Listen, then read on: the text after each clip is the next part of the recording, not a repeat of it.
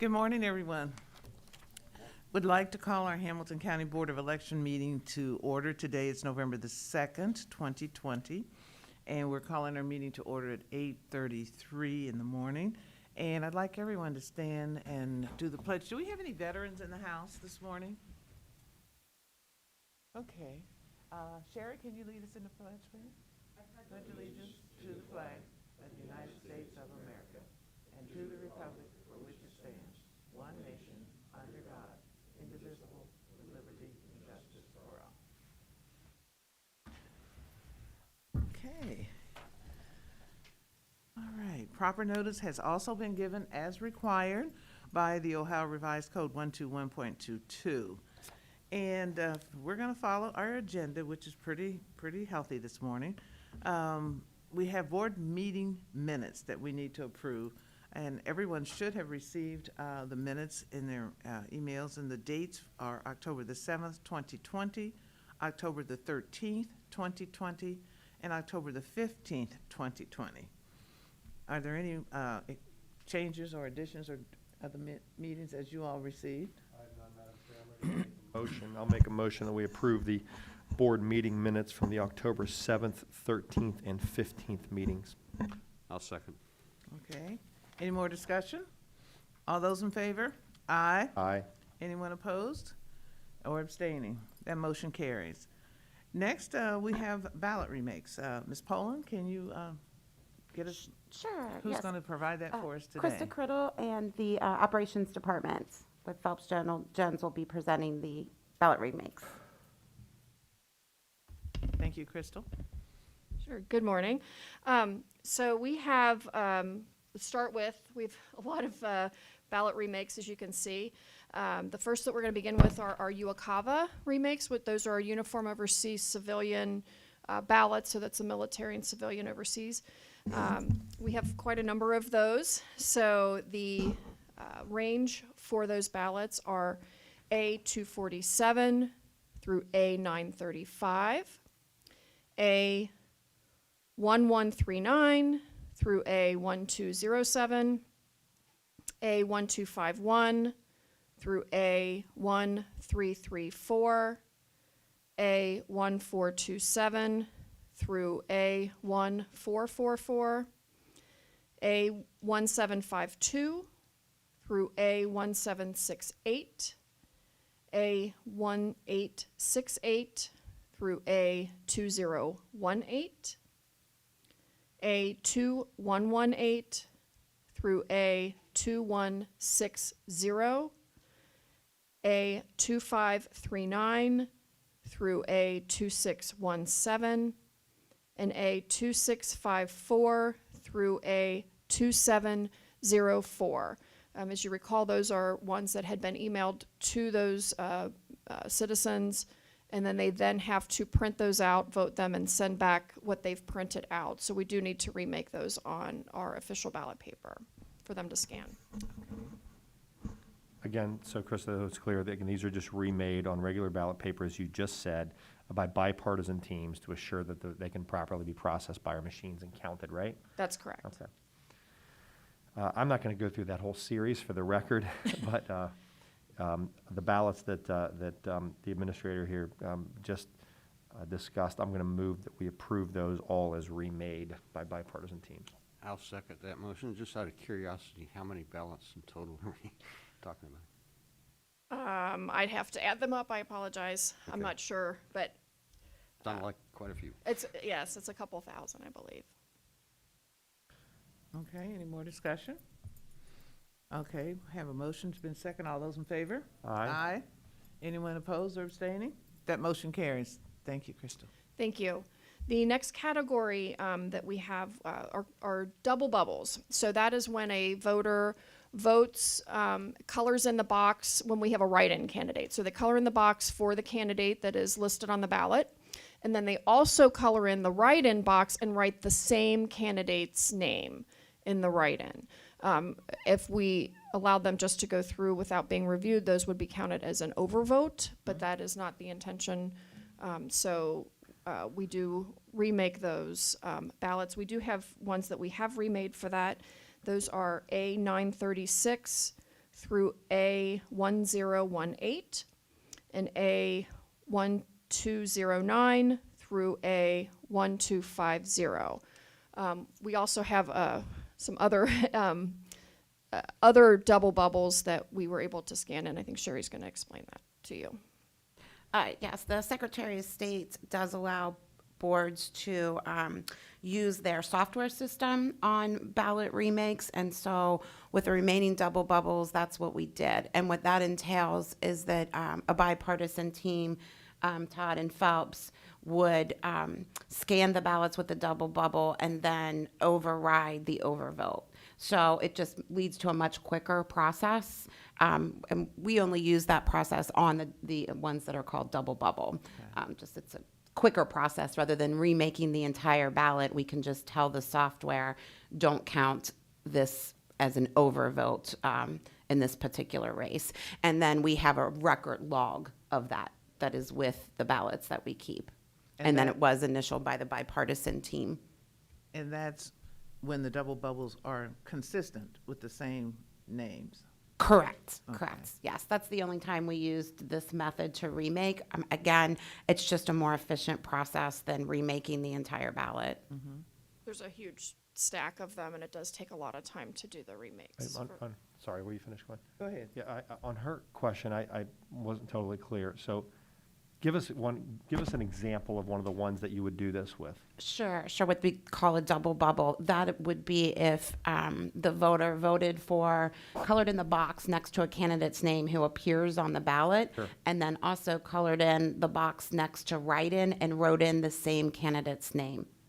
But are we counting that as the candidate they wrote in or the candidate they voted for with the bubble? They wrote in the same name. Oh, they And wrote he in the can show same you an name. Oh, right. example. Yeah, no, that was clear. I thought she suggested that maybe when they were different. No, Oh, I okay, I'm sorry. No, I misunderstood. Go ahead. Yeah, because only reason I was clear, because I had looked at them before, because I Yes, didn't know what a double As bubble have I, was. and so I'm pretty clear. So when it's, and the voter intent's not at issue there because the same person is both written in and bubbled in. I got it, okay. Correct, and it's Secretary of State instructions to not count those as overvotes and to remake either using your software system or remake the entire ballot.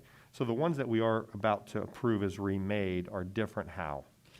We had just started doing the remakes and realized we had such a large number I got of it. double bubbles, and realized that we were able to then do it electronically, which is why we started then Oh, doing it got it, okay, electronically. that's the part I missed. So some of the ones that we're approving as remade, we didn't have to, but we did, so the board's being Correct. asked to approve them. Got it. I'm ready to make a motion that we approve those double bubble ballots, that where voter intent is clear, and the numbers of the ballots that are being presented to the board for remake are already in the record. So I'll make a motion that we approve those ballots. Second. Any more discussion?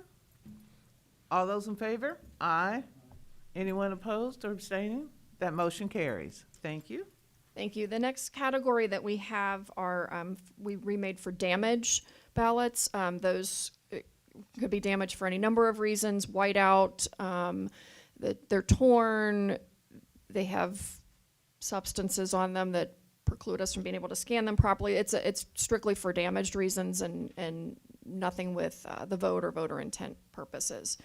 Those are A1022 through A1138, A1335 through A1426, A1473 through A1518, A1565 through A1571, A1769 through A1829, A2019 through A2117, A2161 through A2199, A2219 through A2315, and A2618 through A2653.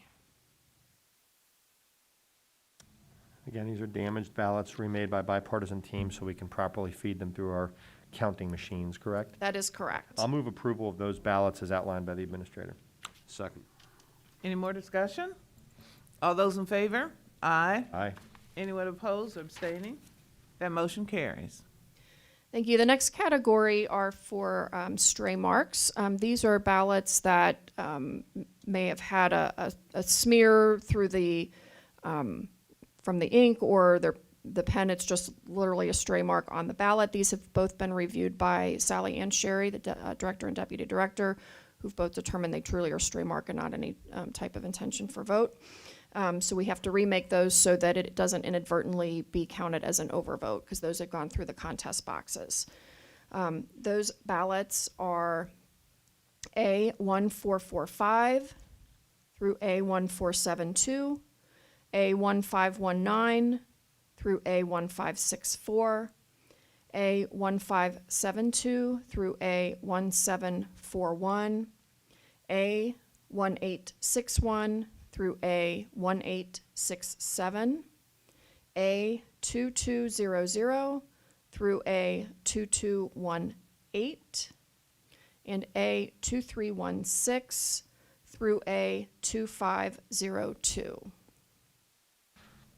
Again, these are stray marks where no voter intent question is at issue between the director and the deputy. Fair That's statement? correct. Okay.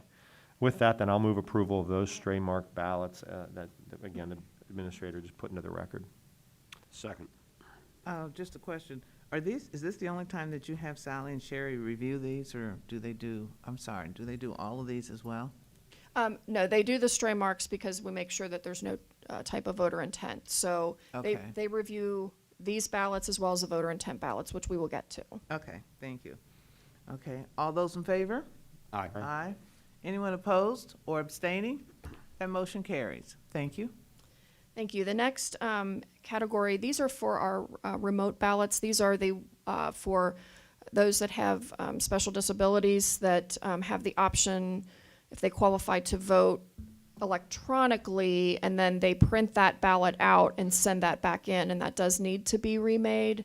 So we have two of those ballots that were the remote ballots. Those are A1019 and A2706. I'll move approval of those ballots. Second. Any more discussion? All those in favor? Aye. Anyone opposed or abstaining? That motion carries. Thank you. Thank you. The next category are for president-only ballots. These are citizens who have moved out of state. They were registered in Ohio, moved out of state, were unable to re-register in their home or new state, and they had to have submitted an application by deadline, and therefore we mailed the ballot, but they are only eligible to vote for a president because that is a nationwide contest. So these are folks who mailed the ballot back, however, voted for more than just the president. It's very similar to our 17-year-old voters during a primary that are not eligible to vote for issues or to elect a candidate. So we have to remake those. It's the same situation if they voted for more than the president. We had to remake these ballots. So those ballots are A1020, A1021, A1208, and A2705. So those are commas, right? So there's only 4 ballots like that? Correct, there's 4 Got it. ballots. Got it. What was that last number? Just going to put it in my notes. A2705. Got it. All right. On those 4 ballots that have been remade by bipartisan teams, I move that we approve those as remade. Second. Any more discussion? All those in favor? Aye. Aye. Anyone opposed or abstaining? That motion carries. Thank you. The last category that we have are the voter intent ballots. These are ballots where the voters have clearly scratched something out, wrote notes, yes or no, next to the candidates. They've made a mistake on their ballot and clearly indicated what their actual intent was. These ballots have been reviewed by the director and deputy director, and there was no question on what the intent was. So we had our bipartisan teams again remake these ballots with the clear intent. Those ballots are A1742 through A1751, A1830 through A1860, and A2705. A2503 through A2538. Okay, so, just a question, Sure. because I know that there's been a lot of calls coming in when someone has an oops on their ballot, and really their intent was not to do what they did. So can you walk through the process, what a voter needs to do in case they're watching, or someone's watching, or they're going to the polls tomorrow? Sure. If they have made a mistake, now if they're going to the polls tomorrow, if they've made a mistake on their ballot, they should go to the poll workers and ask for that ballot to be voided and then get a replacement ballot. Okay. But for those that have mailed their ballot in, what they are planning to mail their ballot, absentee ballot in, if they've made a mistake, clearly mark on there this candidate, no, that candidate, just so that their intentions are very clear. If they initial it, even that's better. Something so not just a scratch out, but actually make sure that they make notation on the ballot that is their clear intent. Yes, I want this candidate. No, I don't want that candidate. That's the most helpful, so that it's very, very clear what their intention is. And then they initial it. Yes, we would Okay. prefer that they initial it. Okay, thank you. Very good. I'll move approval of those ballots where the voter intent is clear and they've been remade. So I'll move that we approve the remade ballots. Second. Any more discussion? All those in favor? Aye. Anyone opposed or abstaining? That motion carries. Thank you. We have one other issue to bring before the board. This is, we received a ballot back in the mail. It is a November ballot. However, the voter put it in their March primary ID envelope. And so we want clarification on whether or not from the board that we can accept that ballot. The information on the two envelopes is essentially the same, is it not? It is. Okay. They've provided an ID information. We haven't verified that it matches yet at this point, but there's a signature, there is ID information. The only thing that's different is where it talks about the election. It says primary election, choose ballot type returned, and they did mark political party and indicated the political party on there, which is different from the, from the ID envelopes that we currently use. So basically, their intent was to follow the law and have have an envelope where they identify who they are with the 5 specifications, and then put that in the next envelope to mail into here. These have a little bit less information than normal, but the requirements are that they provide their, an ID and a signature. That's what is absolutely required. Okay. Those both are on the ballot. But it does indicate a specific party because it is the same ballot or the Right. same envelope that they had used prior. Okay. I don't see any problem with that. Dave, you have any input? Sorry. And, it's better than having them just mail the ballot in without the middle ballot or the envelope, so. Had they I don't done have that, a we wouldn't be problem. counting it, right? So what's required on that envelope was there. I'm in favor of counting. Okay. I just don't want anybody to be thinking they can just send it without that, right?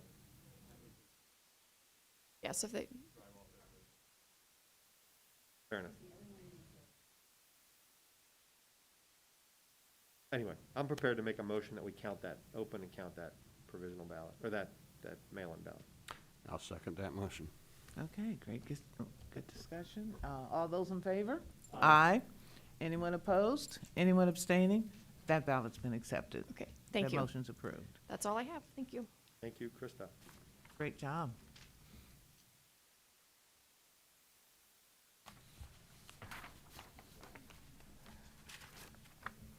Next, we have review logic and accuracy testing results. Sherry? Yes, in your packet, you have the results of the public test that was conducted last Thursday. As the board's aware, there's numerous logic and accuracy testing that is conducted throughout the election cycle. But these are the results of the public test from last Thursday, and we would ask the board to approve the results of the test. It went well. The hand count matched the electronic count. And that's what the LNA That's what is, this right? reflects, Yeah, correct. that's fine. Yeah, that's fine. I'm prepared to move that we Do you need a motion to approve it? I think that'd be best. I'll move yeah. to approve the logic and accuracy test. Second. Okay, any more discussion? All those in favor? Aye. Anyone opposed or abstaining? That motion carries. Next on our agenda, which is one of the principal reasons we're here, other than the remakes, is to declare the polls open for the November the 3rd, 2020 presidential election. Need a motion? Yeah, this is one of my favorite motions to make, Madam Chair. I'll make a motion that we declare the polls open tomorrow, November 3rd, 2020, at 6:30 a.m. Second. Any more discussion? All those in favor? Aye. Anyone opposed, abstaining? That motion carries. The polls will be officially open tomorrow morning, 6:30. And the next item on our agenda is an update of the November 3rd, 2020 presidential election planning. Who's going to be providing that? Sherry? I'll go ahead and Sally? start. Just as far as absentee voting goes, as of close of business yesterday, we had received 181,119 requests for by-mail ballots. And of those, 161,626 have been returned. That's 89%. So we're happy with that return. And again, as of close of business yesterday, 77,535 voters have voted in person at the Board of Elections.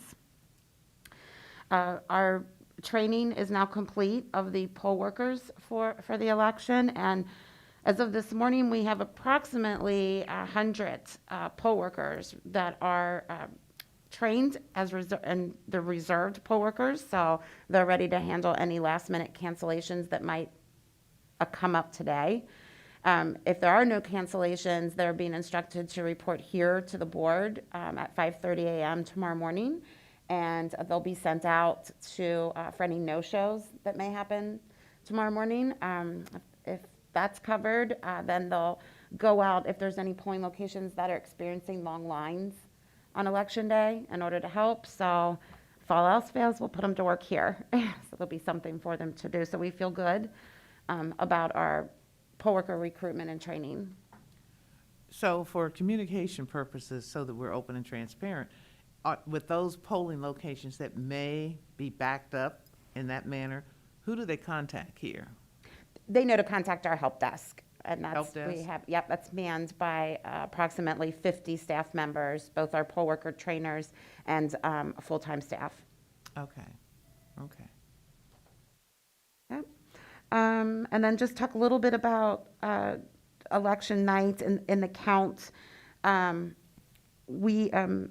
ICRC has been kind enough to set up a camera, so we will be live streaming the count on our website.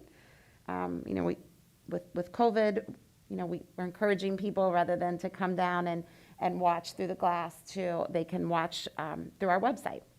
But if individuals do decide to come down to the board, obviously we're going to attempt to accommodate them as best as possible, and using your boardroom as an overflow room to see results. So that's why we have the smart board here. We will be displaying results in this room as well as we traditionally do in the multipurpose room, in the media room.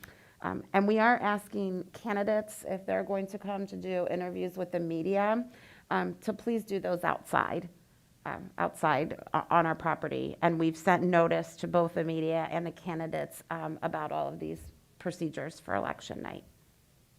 Where are the media going to be set up? Where they typically are, in the media room, multipurpose room C, with the glass that looks in to the vote counting. We're just asking, if they want to do interviews, use that room to view the count. Right. If they want to do interviews, to take it outside, again, just to try to help with social distancing. Makes sense. So with this being the overflow room, am I correct in hearing you say that? Yes, So it's going to be set up in a manner that is following, safe social distancing and et cetera. correct. So the whole room will be transformed completely. Well, it'll be different? similar to the way it is now, because you will still need to have meetings throughout the night, tomorrow night. Our thought was that overflow could come in and stand sort of around if necessary. We just have very limited space. So we're trying to do the best we can. But we will need the room still set up like this because you will be meeting regarding remakes. We anticipate several times through the night. Okay, all right. Any other concerns? Sally, you have anything? No, just as an FYI, there were, so far in early voting, there were 2,440 provisionals, which is pretty low Yeah. amount for early voting. I'd just like to make a comment. Yes. I think we're all very impressed by how this has gone. The early voting in particular has been astonishing, to be honest. The fact that we've voted almost 80,000 people, and much of the time with very, very little wait, is just really amazing. I saw earlier before I came down here that I think in Cuyahoga County, they've only voted 50,000 people in early voting. And I've certainly seen lots of media reports of very long lines. Claremont County had 2 to 3 hour waits yesterday. So I just want to say how impressed I am. And, we as board members, I don't think can claim much credit for that. It's Sherry and Sally and our Jeremy and our staff who've made that happen. And we should all be proud of that.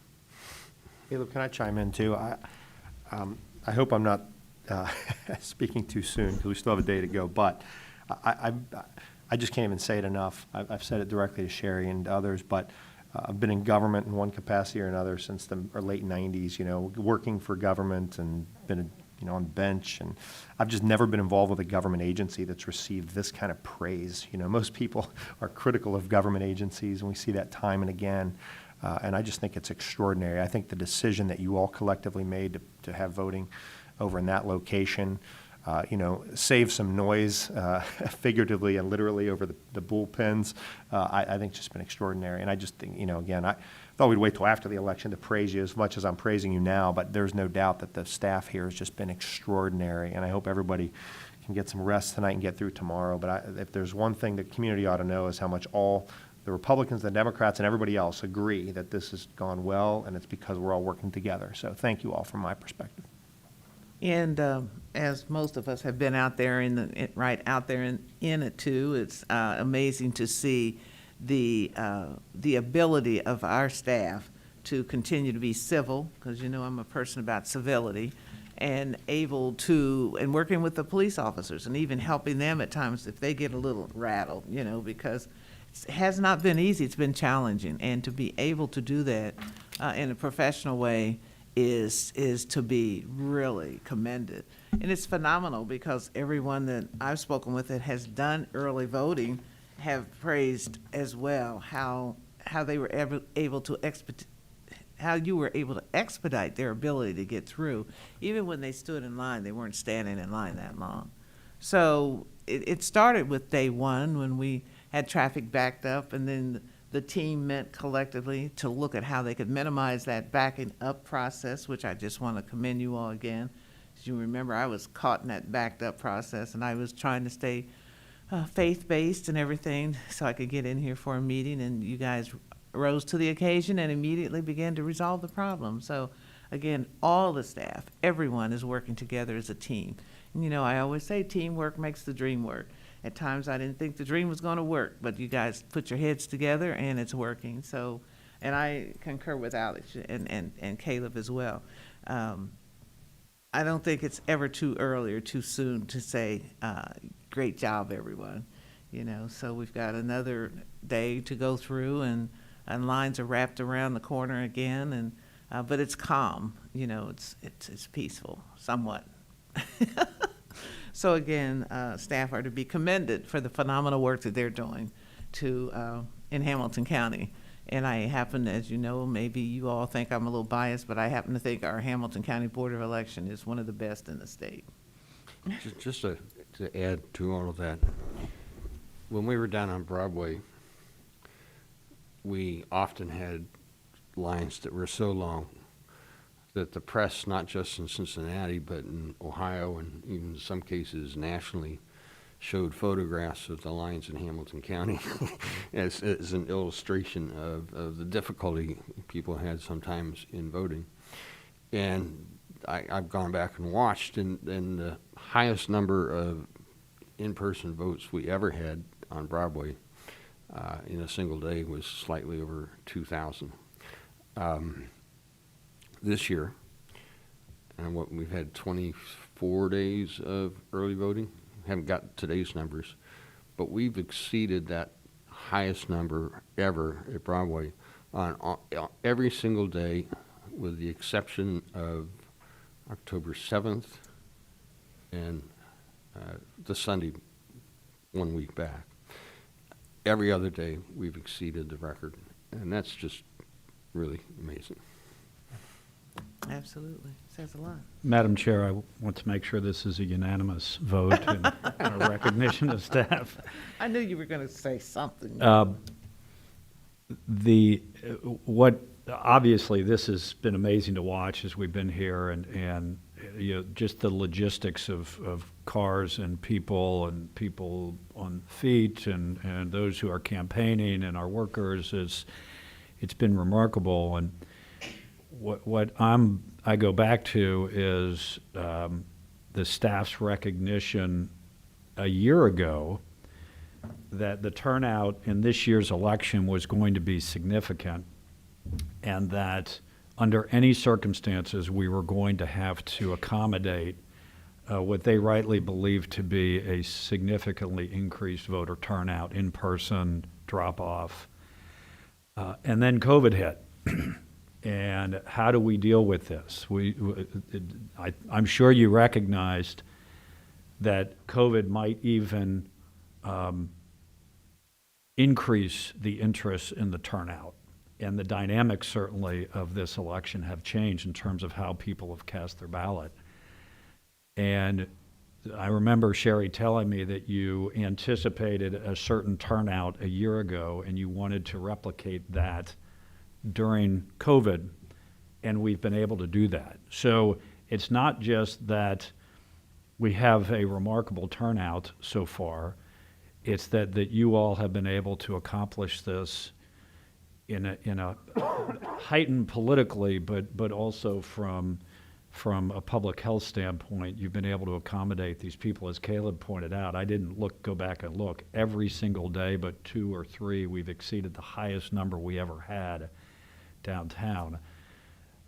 So congratulations. I mean, it's been remarkable. I've been bragging on you. I heard Alex saying it before. I've been bragging on you guys everywhere I go that this is the great story.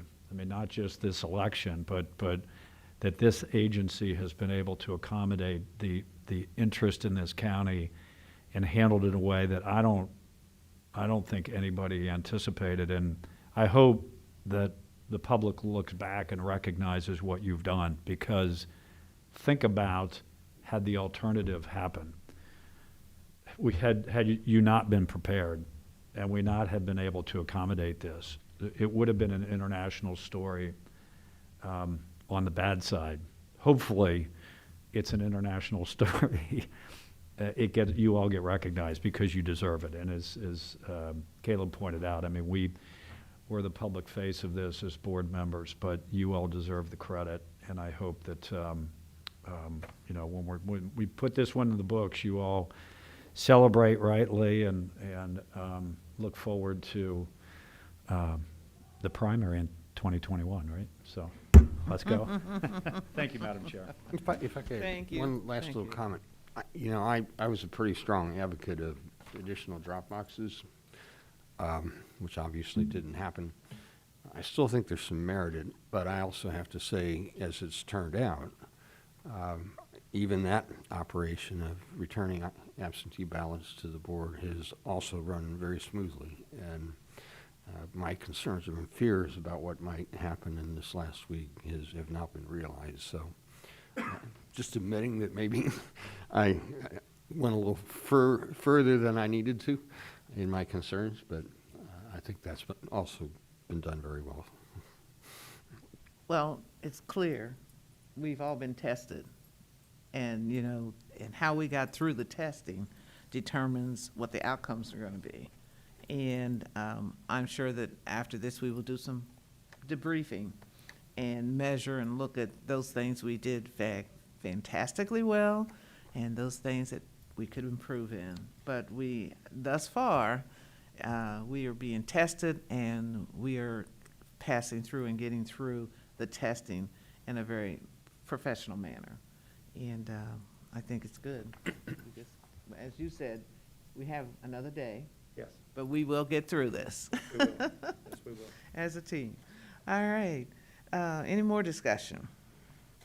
We have, I need an update from the Secretary of State, and we have Ken here, who always keeps us updated on what's happening, and he just does a phenomenal work for the Secretary of State, and we are so glad that you are representing the Secretary of State for us. Thank Madam you so Chair, much. Kenny's a new father, in case you And didn't know. yeah, Oh. I was going to share last Monday, I was packing PPE for the Preble County polling locations, and Natalie called me at about 2 p.m. and said, my water broke. She works at a hospital, and her water broke, and she told me to get there as soon as I could. So got to the hospital, and the baby was born about an hour later. So we welcomed our first son in last Monday, and he's here and healthy and eating and sleeping and doing what babies do best right now. So thank you all for the nice texts and prayers and everything with that. We really appreciate that. And I just really want to reiterate what the board shared, because I get to hear it from you guys thanking your staff, but then I also have the unique privilege of hearing it from other boards, other board staffs from Claremont County to Mercer County speak nothing but the highest compliments of Sally and Sherry. So it's really been amazing to see, like, their wealth of knowledge really goes past Hamilton County. It goes to other county boards of elections that can lean on them for insight in regards to processes, et cetera. So it's been a privilege working with you through our first presidential general election, and excited for everything to come to a close. And we just thank your staff so much. So thank you. Thank you. Thank you. Thank you for those words of wisdom as well, and congratulations on that baby with all that hair on his head. Beautiful. All right, is there any other business? Okay, we stand in recess? Is there other business? Oh, No. No, I'm sorry. No, there is. okay. We stand in recess, and we will have our follow-up meeting reconvene Tuesday, November 3rd, 2020, at 6 p.m. I'll move that we stand in recess. Second. All those in favor? Aye. Aye. Anyone opposed? Anyone abstaining? That motion carries. Thank you. Thank you.